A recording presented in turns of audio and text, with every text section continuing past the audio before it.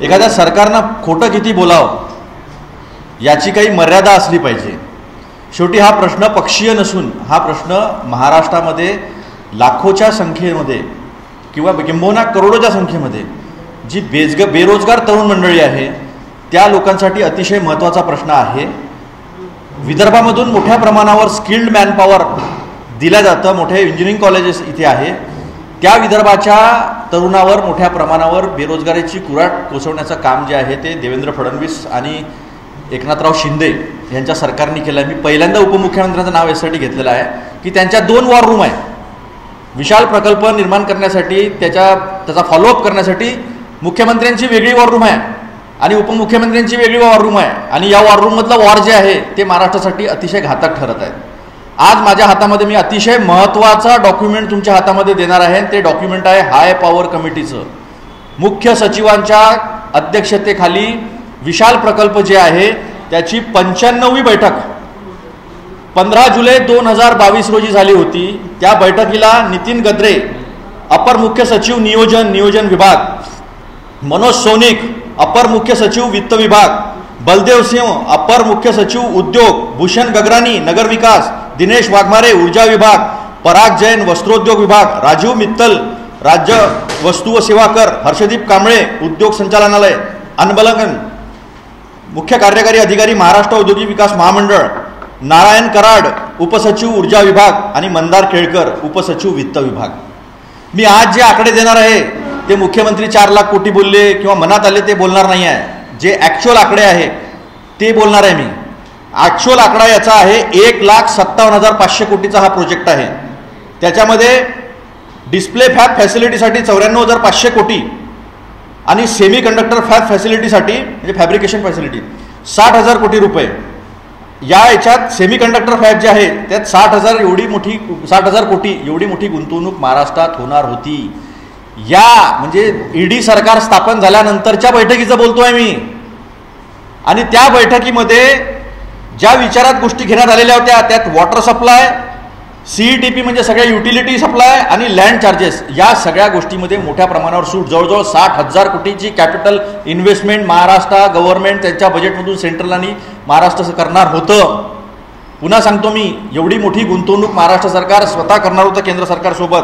आणि त्याच्यामध्ये capital subsidy ज्याला म्हणतो आपण, ती capital subsidy for display product 25% of semi conductor, 30% and OSAT 27% including power tariff subsidy हे होती 34,005 करोडची. हे सगळे डॉक्युमेंट मी तुम्हाला सॉफ्ट कॉपी देणारच आहे. सोबत 4-5 फिजिकल कॉपी आहेत त्या पण देणार आहे. Stamp duty exemption 108 crore, electricity duty exemption 1,396 crore. Option of open access will be considered if request by unit. Open ॲक्सेसचा ऑप्शन सुद्धा त्यांना आपण दिलेला होता.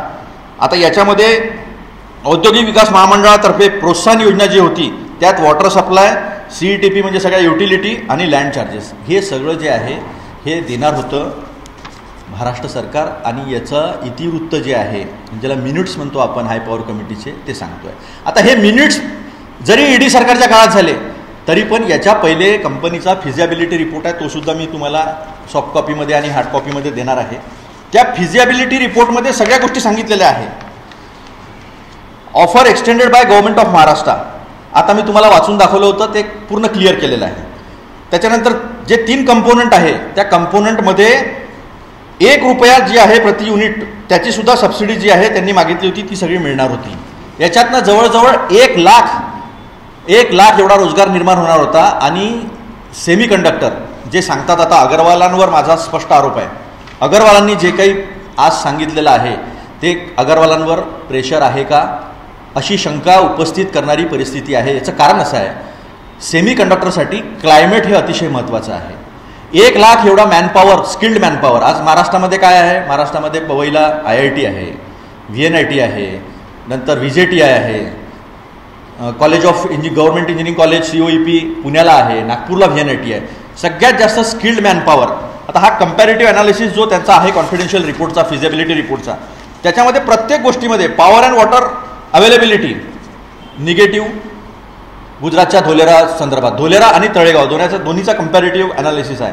Ample skilled manpower available within 50 kilometre radius with the largest base of engineering and management colleges in India was ranked highest employment talent in India. हे म्हणतात महाराष्ट्राच्या तळेगावबद्दल, महाराष्ट्राबद्दल. यांच्या संदर्भात relatively lesser availability of skilled manpower, म्हणजे याच्यामध्ये मराठवाड्याच्या तुलनेत इथे हे निगेटिव्ह होते. नंतर supply chain vendors and potential customers.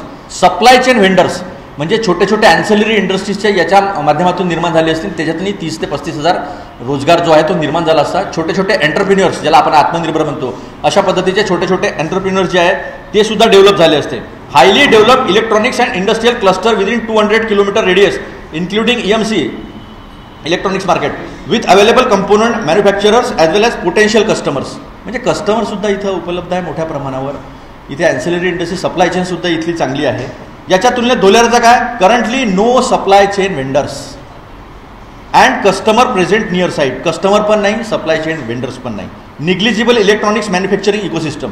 Manufacturing policy जी आहे ESDM 2013ची, ज्याला नंतर मेक इन इंडिया म्हणण्यात आलं, वेगवेगळे नावं देण्यात आले, जसं निर्मल भारतचं स्वच्छ भारत झालं, तसंच त्या ESDMचं झालं. Electronic system manufacturing and designing जी आहे ती 2013ची पॉलिसी. त्याच पॉलिसीच्या अंतर्गत इकोसिस्टम, इलेक्ट्रॉनिक्स इकोसिस्टम जी आहे ती जी महाराष्ट्रामध्ये आहे ती तिथे नाही आहे, अशा पद्धतीत सांगितलं आहे. लँडच्या संदर्भामध्ये कॉन्टिग्युअस लँड पार्सल अवेलेबल, म्हणजे एक सलगता असते जमिनीची, ती सलगता जर असली तर बांधकाम करण्यासाठी, लॉजिस्टिक्ससाठी पैसा कमी लागतो. यांच्यात काय म्हणतात, लँड पार्सल इज नॉन कॉन्टिग्युअस, म्हणजे 100 एकर इथे असेल तर 200 एकर तिथे असेल, अशा पद्धतीचं, ज्याच्यामध्ये लॉजिस्टिक्सचा खर्च जास्त येतो. State plans Talegaon phase 4 as a fully planned electronic city with a total area of 10,000 acres combining existing developed parks at Talegaon, Ranjangaon, Chakan and export hub in west coast near Raigad. आता यांचं धोलेराचा पाहू आपण, गुजरातचं काय आहे. Land parcel is non contiguous, मी तुम्हाला सांगितलं. Barren and marshy land, marshy म्हणजे पाणथळ, पाणथळ जमीन आहे. Require significant infrastructure and civil works. ते खूप मोठा खर्च जो आहे सिव्हिल वर्क्सचा, तो खर्च त्या जो आहे तो वाढणार होता. आणि ample land available in the long term DSIR, त्या ज्यांचा DSIR जेव्हा येईल डेव्हलपमेंट प्लॅन तेव्हा. लॉजिस्टिक्समध्ये सगळ्या गोष्टी पहा. 113 किलोमीटरवर JNPT पोर्ट, 132 किलोमीटरवर मुंबई पोर्ट ट्रस्ट, 160 किलोमीटरवर दिघी, 30 किलोमीटरवर पुणे रेल्वे स्टेशन, 45 किलोमीटरवर Pimpri railway station, Pune to Nashik semi speed railway project completion by 2024. आणि Talegaon provides express connectivity to Pune, Mumbai आणि नाशिक. यांच्यामध्ये काय, Bhavnagar and Ahmedabad international airport are near DSIR. Dholera international airport proposed. 200 kilometre Pipavav, म्हणजे पिपावाव पण 200 किलोमीटर दूर आहे port. Well connected existing 4 lane state highways. Proposed 6 lane express plant between Ahmedabad and Dholera. Plant आहे ते, अजून ते अस्तित्वात आहे, आपल्या इथं अस्तित्वात आहे सगळं.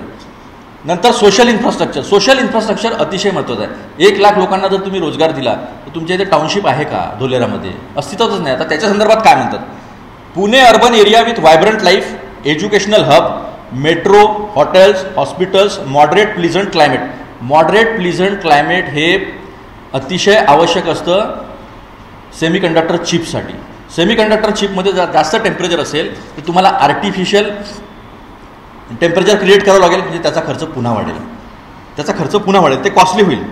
As a part of Talegaon electronic city, state plans to set up new age residential township with global standards and all amenities.